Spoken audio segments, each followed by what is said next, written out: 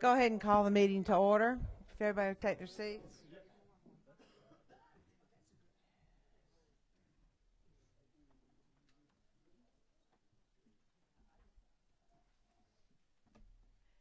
Morning, everyone. If Representative Nimmer is going to open us with a prayer.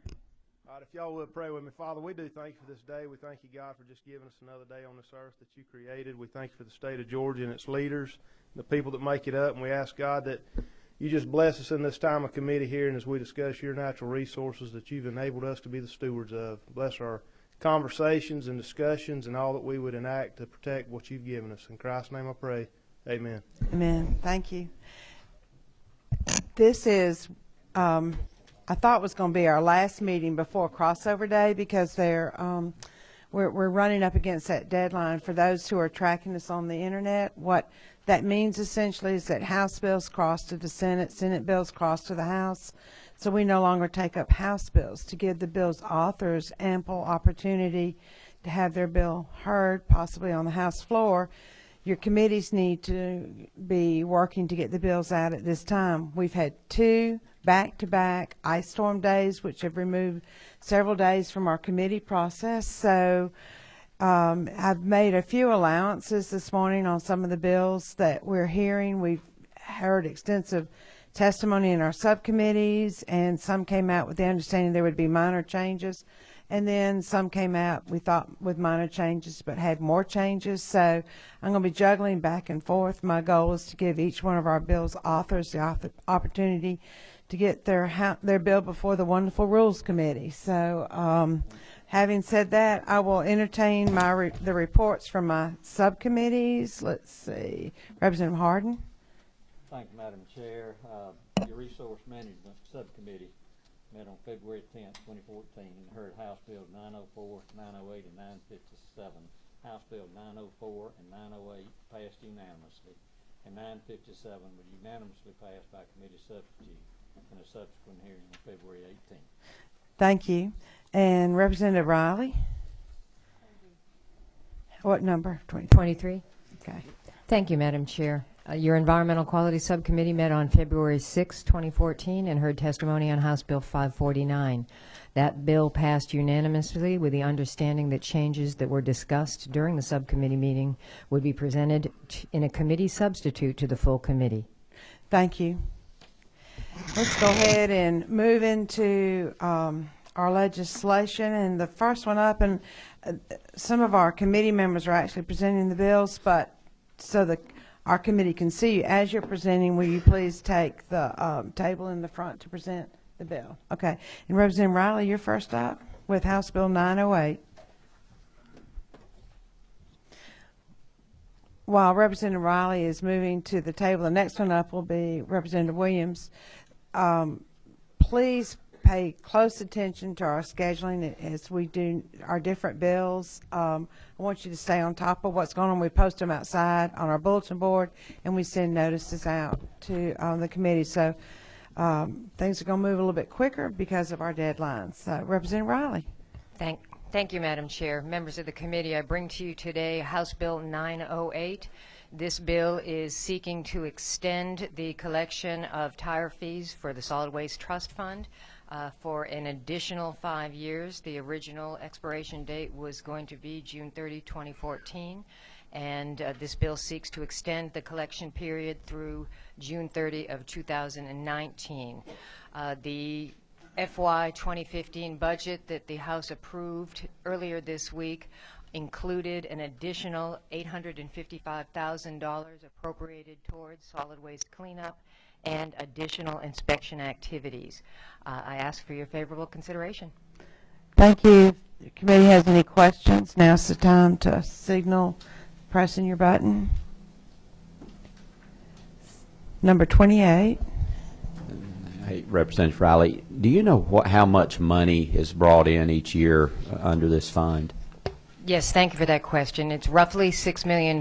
It's been somewhere in that vicinity since the early 90s when it was first implemented. And just to follow up, Madam Chair, we hear a lot of conversations from constituents and other people concerned about money that's supposed to be going to certain processes that's being collected for a certain reason. Can you, as far as these funds go, are they utilized for the purpose they're collected for? The intent is to fully utilize them. During the initial implementation of this program in the early 90s, it was closely mirroring the total amount that was collected was being appropriated. During economic downturn subsequent to the implementation, there has been some reduction in full appropriation. The budget that we passed in 2015 is moving in the direction of reconsidering full appropriation. Okay, thank you. Thank you. Number 19. Thank you, Madam Chairwoman. Representative Riley, this is one of the major complaints I get in a part of my district is that there isn't adequate funding for cleanup of tires that are dumped everywhere in struggling neighborhoods.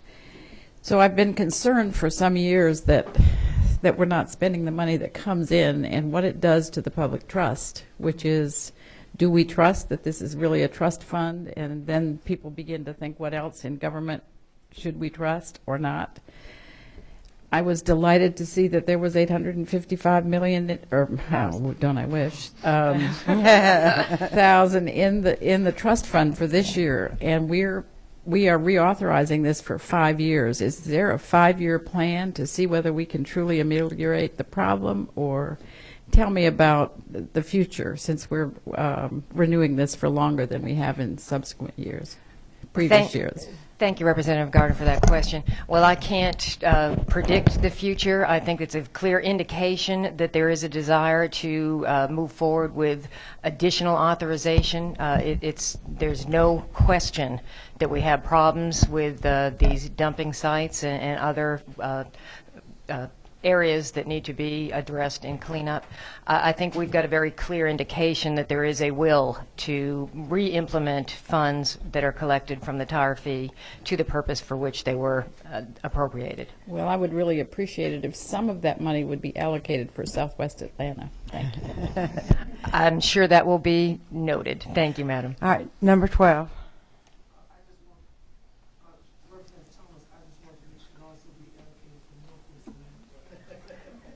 Duly noted. Seeing no further questions, the chair will entertain a motion. Is second? Second. Any further discussion? All those in favor, please signify by saying aye. Aye. Any opposed? Duly noted. Thank you, and good luck with rules. Thank you very much. Thank you, members of the committee. Our next presenter is Representative Williams. And is Representative McCall here? No. Where is he? Yeah. It's been so quiet. I'm sorry. I just assumed he wasn't here.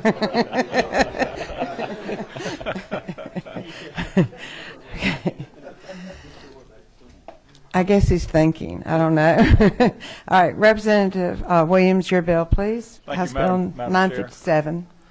Thank you, Madam Chair. Representative Chuck Williams, House Bill 957. We're working off of LC 400564 ERS, committee sub in your folder. Hopefully we're all on the same page there. Just a little bit of background. We've had 2 very productive subcommittee meetings. Thank you, Chairman Harden, for those that I think have helped us vet the bill as well as learn more as a body about brownfields. In a nutshell, the brownfield legislation that we currently have on the books goes back to the early 2000s, and what it does is it allows someone who would take the initiative to redevelop tainted property, if you will, to take either ownership or control of that property through leases or other arrangements, to insulate themselves from the liability that was created by the prior problems on the property and to redevelop that property. I guess here in the Atlanta area, the Atlantic Station, the old Atlantic Steel to Atlantic Station redevelopment is sort of prime example number 1 of what brownfields can do. What this bill does is takes the existing legislation, refines it, clears up 2 or 3 points of ambiguity that we feel need to be cleaned up. I will tell you that in crafting this bill, we worked closely with the Georgia Brownfields Association as well as EPD, and while this is not a department bill, EPD is supportive of the bill, and I think they're prepared to speak to the bill today and certainly to help answer any questions of a technical nature. Madam Chair, if I can just touch on the primary the 3 points that HB 957 covers.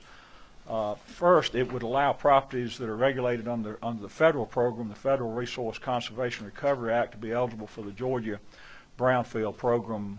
It would make clear that properties could be eligible for both. This would encourage more private cleanup of damaged properties. Second, it would make clear that the limitation of liability granted to a purchaser for his or her expenditure of funds would extend to the date of purchase. What we've seen is this basically makes it retroactive for 30 days. We've seen that sellers of property really did not have a desire to advertise, if you will, that their property may be brownfield eligible until they know that the sale or the conveyance is in hand for obvious reasons, so as to not taint the market for that property should that particular transaction not go through. So again, it would allow that transaction to take place, and then within 30 days the purchaser could apply for the brownfield program. The last thing that this bill does is clarifies that the protections under brownfield extend to tenants as well as fee simple owners, because obviously in a lot of situations the ultimate user of a property that's going to be developed is not the fee simple owner. It is a tenant that would be operating that property. Again, that is a very concise nutshell of what the bill does. Again, I appreciate the input that EPD has had. We had a very informative presentation by EPD, Madam Chair, and again, I appreciate their support. I will yield to any questions that the committee may have. To our committee members, now is the time for any questions. Number 18. Thank you, Madam Chair. In the committee, we talked about and we learned, as you said, a great deal about brownfields, and that there are 2 programs where you can clean up a site based on size partly, and that the brownfields didn't always, if I've learned this correctly, didn't always include the groundwater cleanup, that it had to be done, but it wasn't in that brownfields program per se. We also had a question that was asked about a site in Glenn County, but I don't remember ever hearing an answer about whether that site would be a brownfield site or would be like a more intense site. Well, there's an article that was sent to me at 6:30 this morning about the Glenn County site, and it looks like it's a great it looks like everything's going, I mean, it's a bad thing that happened. There's groundwater contamination, and the neighbors have had to be notified and everything. And Hercules, who was the original owner, is assuming responsibility. I guess what I'm asking and want to know is this the type program, is this the type situation that we are hoping that the changes in this bill will allow to happen, so that those cleanups at a place like Hercules can move forward, even though there's a new owner, and even though there's groundwater contamination, that would then be taken care of by a different program. But does this fall under this law? Chair will interject here. That's more technical and specific nature as opposed to the bill itself. I see we have someone from EPD here, and at the full committee meetings we do ask our agency heads to clarify points. So is it Jeff? Can you clarify that point for us? Or yes, go to that mic. Thank you.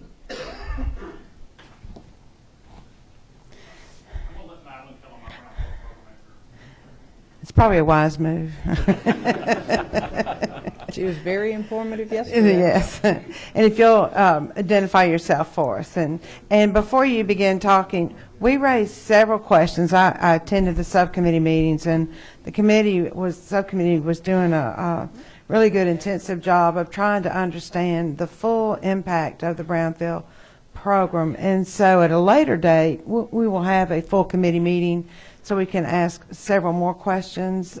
So will you go ahead and present and introduce yourself and explain your role and answer that question if you don't mind. Thank you, Madam Chair. My name is Madeline Kellum, and I have managed the Georgia Brownfields program since its inception in 2003.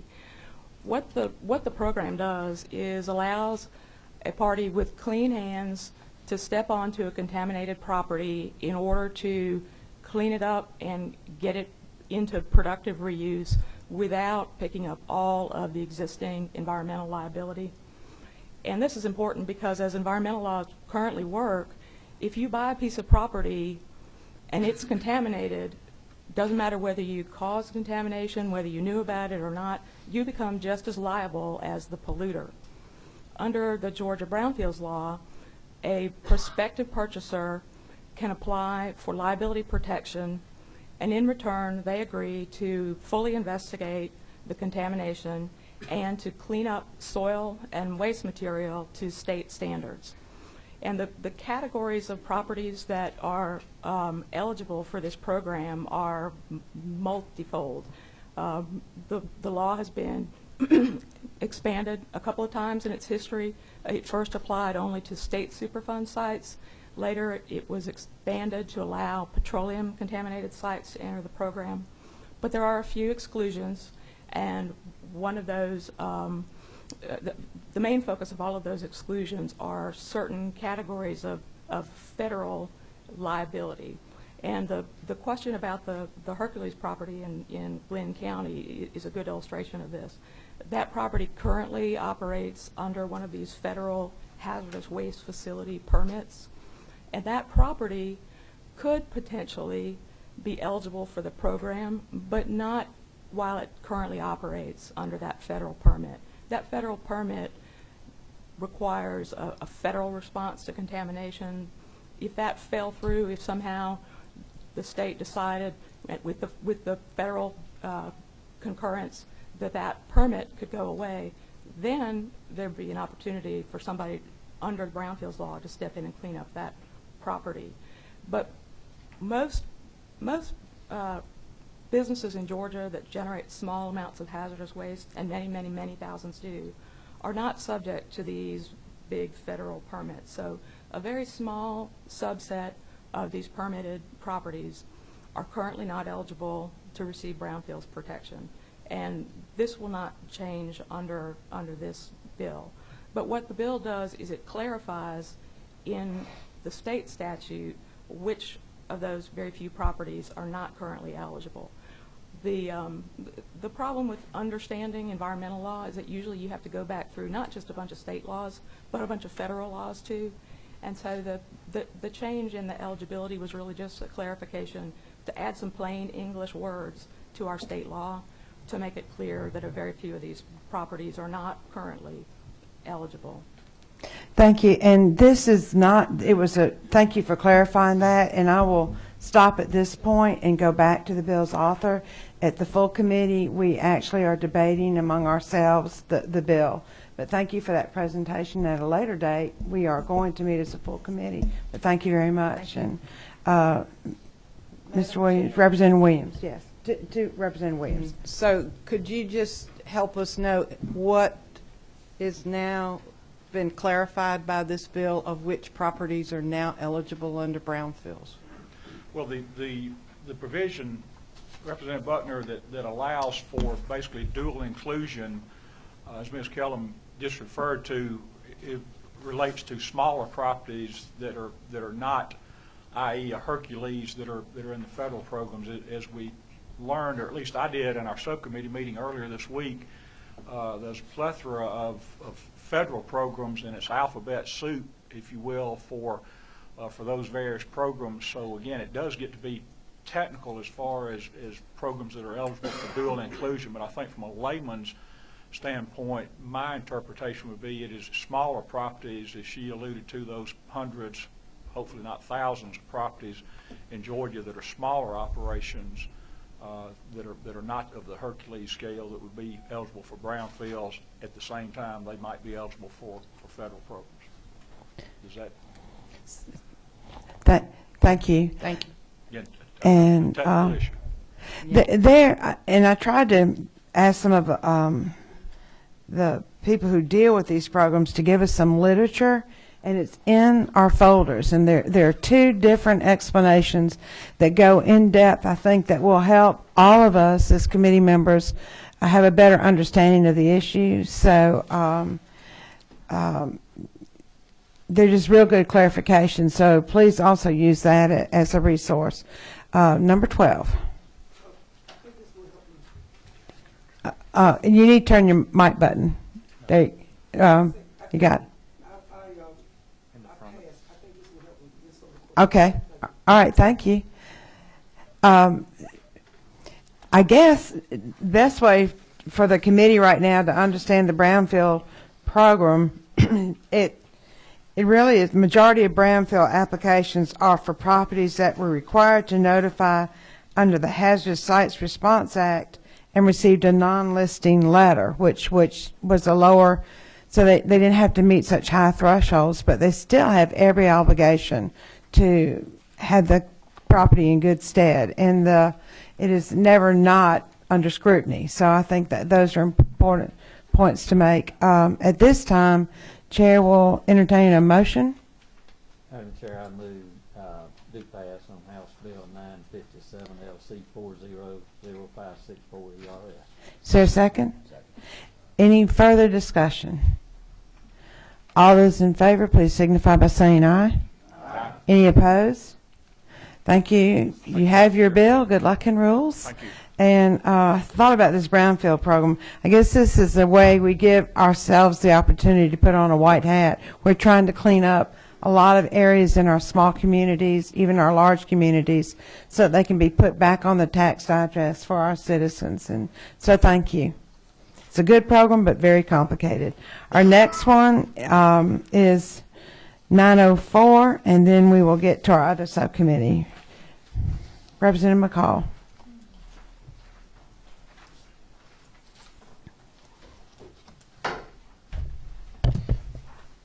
Thank you, Madam Chair. You want to get in a bunch, or you just want a nutshell? It's your way. The nutshell is that this bill does one simple thing. It creates a date of July the 1st, 14, that a hazardous site listing can be appealed by the property owner. Doesn't do any retroactive, anything after July the 1st, it can be appealed. Could you also give us a brief history? There was another piece of legislation that our committee heard last year, and this bill is the subsequent bill to that. The bill last year was about 20 pages. Over the interim, the different entities that are interested in this have worked with EPD and have gotten from 20 pages down to about 9 words. And they've got everything worked out, except we have to do a date through legislation. So and, everything's worked out other than that. Thank you. Any questions from the committee?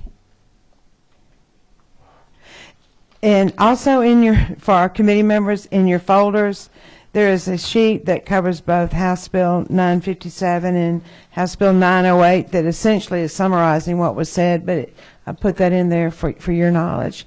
And if any of you is interested, I got this sheet over there enough for the committee members if they want to look at it. It goes into a lot more detail than I just did, but it says the same thing I just said. Thank you. At this point, the chair will entertain a motion. Have a do pass. Second. All those in favor? Aye. I forgot to ask any more further discussion. Hold on. Any further discussion? All those in favor, please signify by saying aye real quick before he leaves the building. Any opposed?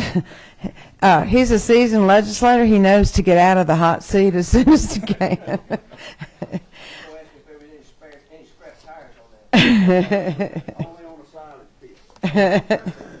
All right, now we move to our Environmental Quality Subcommittee, and we have Chairman Burns to present his bill, House Bill 549. While Chairman Burns is coming up here, I want to brief the committee after our subcommittee meeting, there's a lot of discussion on our subcommittee meeting about some changes, and so the bill was passed out of the committee with the understanding that those changes would be incorporated into the bill. However, from that process till now, there have been some other changes to the bill, enough that as chair, I feel the general public needs to be able to comment on this bill. So it will be referred back to subcommittee as a courtesy to our chairman. I'm offering him the opportunity now to explain his substitute, and that's what will be referred back to subcommittee.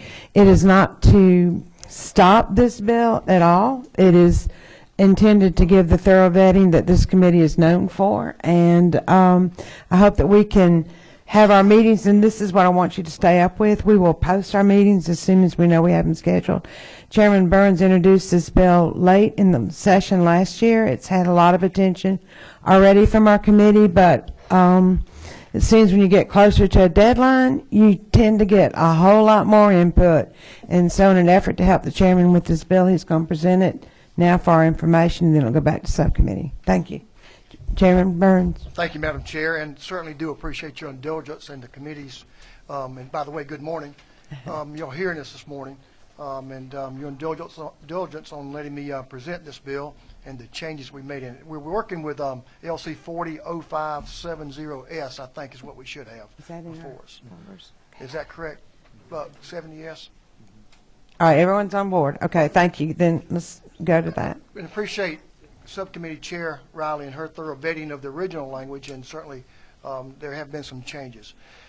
I would let committee know that on these changes that have come about, we've worked with all the interested folks, I believe, that and have heard from a lot of them, maybe not all of them, but many of them, from the conservation side of the issue, from industry, as we all talk about the need for how emergency response when it comes to when we have an environmental issue.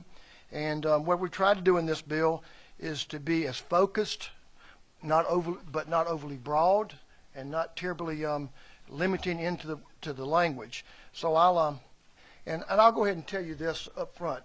And many of you know I come from Southeast Georgia, like Chairman Tankersley, and certainly we had an Ogeechee River issue there that all of you are aware of in a couple of years ago. Excuse me. This bill certainly is not a knee-jerk reaction to just the things that happened on the Ogeechee. There have been issues all around the state that there have been issues with that we're all aware of in our communities, and this is an attempt to work with EPD. And I left out one important component of who's looked at this language and has worked very closely with me and this committee on this bill, and that's the EPD. And I appreciate the director's input and certainly his willingness to work on the issue.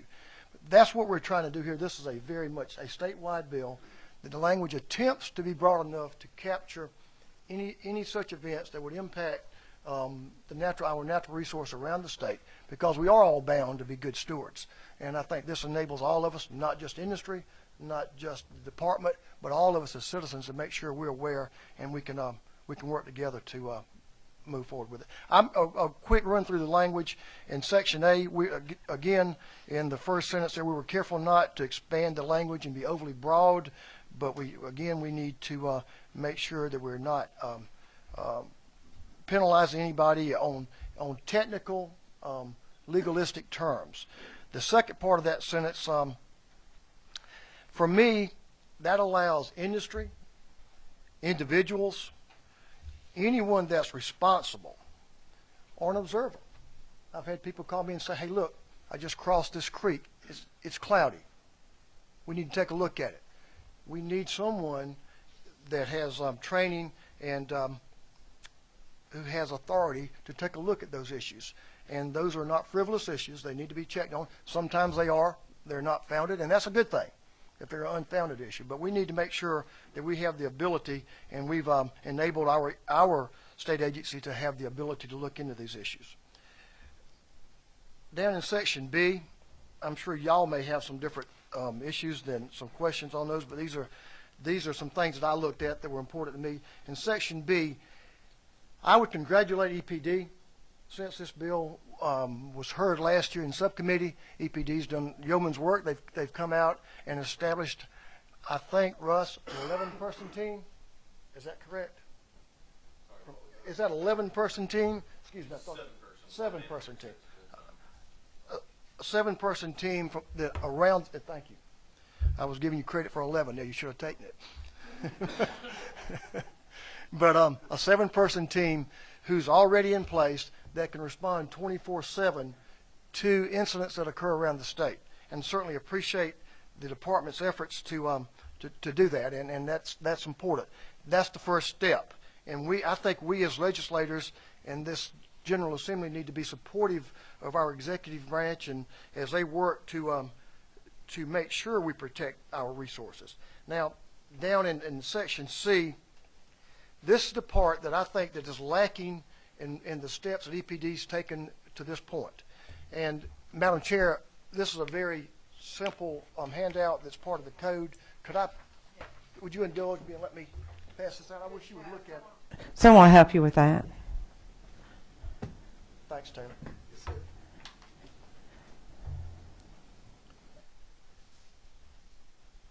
The handout goes to my point on the need for the legislation, the ultimate need for the legislation. In Section C, in Section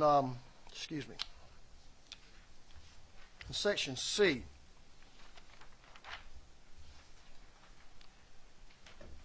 we need a plan in place that mobilizes all of our resources when something does occur, whether it's small or large. We need to make sure that we limit the effect on the environment to the narrowest possible negative effect.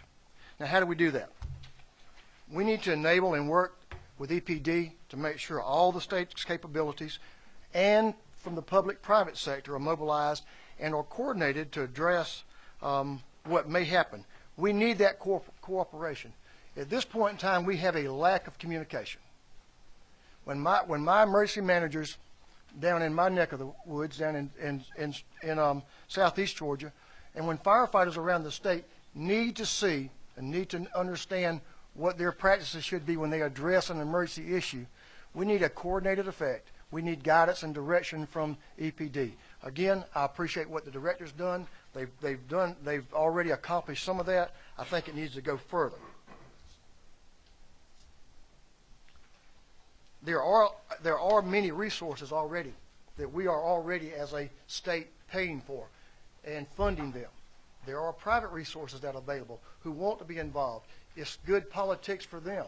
It's good for them as stewards of the property and of the land and of their workers' resources that they be involved. They limit the effect.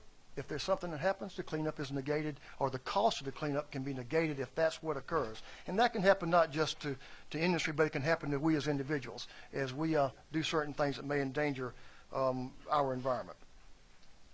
Over on the top of I guess you guys have 2 pages. I have one on the 27, line 27.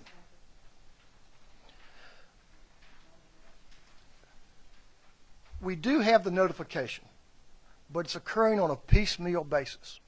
We need an admonition and a relationship with EPD to ensure that we have a program in place that gets out, does training, does education for local managers, and provides the network to ensure they have someone to call, that they know a phone number, that the public knows a phone number when something does occur. Down in Section D, what that does for me, and again, I want to emphasize these changes in this language just doesn't come from John Burns. It comes from people that are involved in this issue every day. EPD's looked at it, industry's looked at it, and so has the environmental groups, conservation groups have looked at it. We need to be able to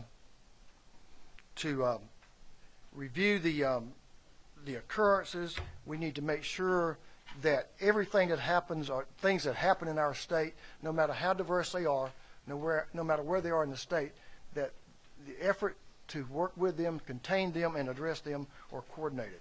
I think one of the things, and I think one of the things I saw in here said down in Section E, referenced the federal portion. Why would we coordinate with the federal folks? Well, if you remember, at the ports in the last week or so, maybe Saturday or 2 weeks ago, there was a rubber fire. Now, I don't need to tell y'all know better than I do who's in charge of the waterways in our state, but I think the Coast Guard was right there. And they had input, so we needed to, and there were other federal agencies that were involved. We just need that common sense coordination. That's what this bill attempts to do. And it also, one of the things that I think that we've embraced and I think is important is we need to address this from a public-private perspective also. I think industry is willing. I think they're able to work with the state and with the public funds to make sure that these that we can achieve the goal of this bill. EPD, GEMA, DNR, resources are in place. We don't need to create a lot of new resources. We have local wastewater management people who need to be trained, who need to be explained this situation to, and they need to know how to get in touch. We need to be able to mobilize forestry, and they're an important part of this. And again, the local emergency managers. Right now, they're left in the cold. They don't know what to do many times, but the efforts from the EPD has already strengthened that relationship. It needs to go further. And one very important part. Who gets a call on a local level many times, no matter what the issue? Our local sheriffs. They don't know who to call. They don't have a phone number. They need a number. They need somebody they're able to get some information from. That's what I'm attempting to do in this bill. And what I wanted to show you in what I just put before you. It's very difficult to legislate common sense. We all know that. And but again, I'll say that I applaud EPD. They've made that first step. We need to take the next step.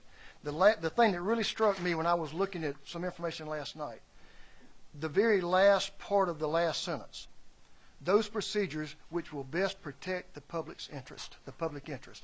I think that's what this is about. We need to assist and encourage EPD to do what they can do and to protect the public interest, to be good, to help us to be good stewards. It's good politics, it's good stewardship, and it's good for the future of our state.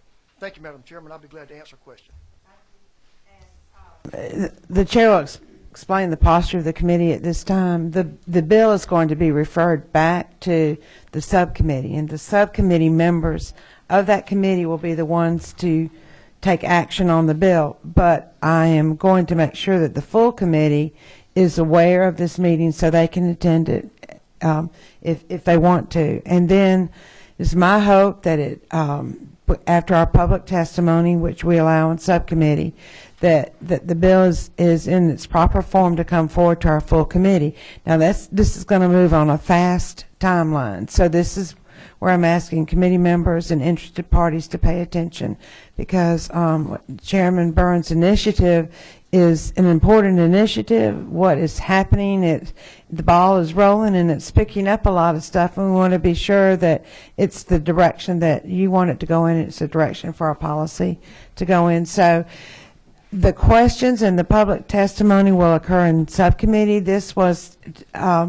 to reflect the fact that the chairman came to our committee this morning with these changes, and I wanted to respect that.